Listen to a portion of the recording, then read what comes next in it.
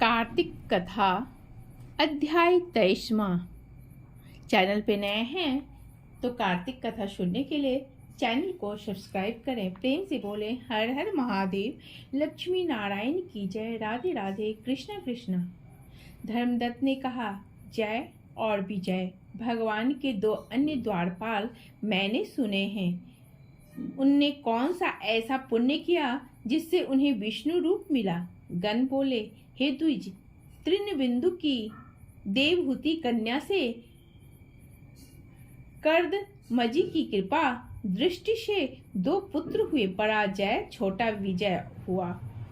उसी देवहूति के योगी कपिल देव भी हुए हैं। जय और विजय ने समस्त इंद्रियों को वृत्तियों को विष्णु की भक्ति में लगा दी थी, जिससे वे बड़े धर्मशील हुए। उनके नित्य अष्टाक्षरी विद्या का जप करने और विष्णु का पूजन करने से विष्णु ने उन्हें साक्षात दर्शन दिया। यज्ञ कर्म हेतु मरुत राजा ने उनको बुलाया। वे यज्ञ करने में निपुण थे। उनको देवता और ऋषि भी पूजते थे। वे वहां गए। उसे यज्ञ में जय ब्रह्मा और विजय याचक हुए। उन्होंने संपूर्ण यज्ञ पूर्ण किया। मरुत ने यज्ञ का स्नान करके उनको बहुत द्रव्य दिया। उस धन को लेकर वे अपने आश्रम को आ गए। भगवान ने अलग अलग पूजन और प्रसन्नता के लिए उस धन को परस्पर बांटने लगे।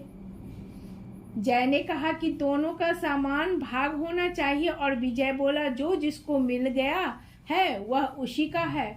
तब जय ने अपने चित्त में दुखी हो विजय को शाप दिया कि तू द्रव्य को ग्रहण करके नहीं देता है, इससे ग्राह हो जा। विजय ने जय को शाप दिया कि तूने मद से भ्रांत होकर मुझे शाप दिया, तू हाथी हो जा। जब वे दोनों नित्य पूजन के समय भगवान के दर्शन करके उनसे सारा समाचार कह शाप की निवृत्ति मांगने लगे, वे कहते हैं, स्वामी, हम आपके भक्त हैं और शाप के वश ग्राह और हाथी योनि में कैसे जाएं? इससे हे कृपानिधे, इस शाप को लौटा दीजिए। श्री भगवान बोले कि मेरे भक्तों का वचन कभी मिथ्या न होगा, मैं उसको कभी नहीं लौटा सकता। पहले प्रहलाद के लिए खम्भ से प्रकट हुआ, फिर अम्बरीश के वचन से 10 प्रकार से प्रकट हुआ। इससे तुम दोनों अपने अपने किए हुए शापों का अनुभव करके ही मेरे पद को प्राप्त होगे।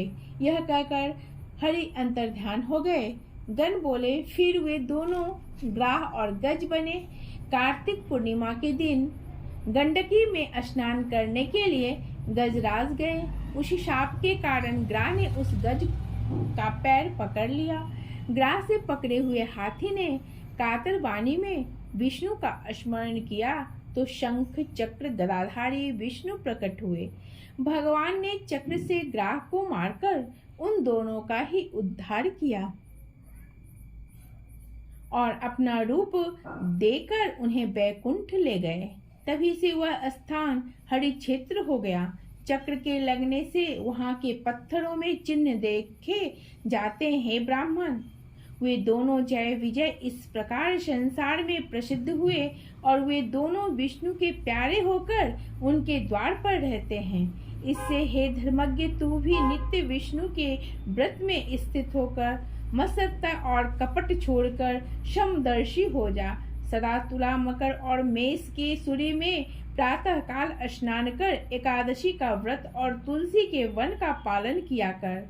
ब्राह्मण, गौ और वैष्णवों की सेवा करना, सदा मशहूर कंजी बैगन का त्याग करना।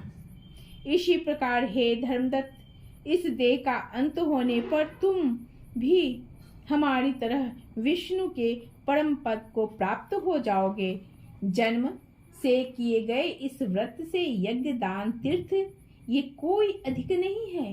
हे ब्राह्मणों में श्रेष्ठ तुम धन्य हो, क्योंकि तुमने यह व्रत किया जिसके आधे फल को पाकर ये कलह हमारे संग विष्णु लोक को जा रही है। नारद जी बोले, इस प्रकार धर्मदत्त से कहकर और विमान में बैठकर वे दोनों कलहा समेत बैकुंठ को गए।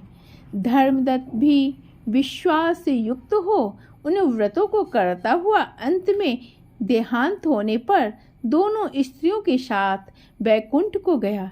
इस इतिहास को जो पुरुष सुने और सुनावे वह भी जगत गुरु की कृपा से भगवान के समीप पहुंचाने वाली भक्ति को प्राप्त होता है। प्रेम से बोले हर हर महादेव।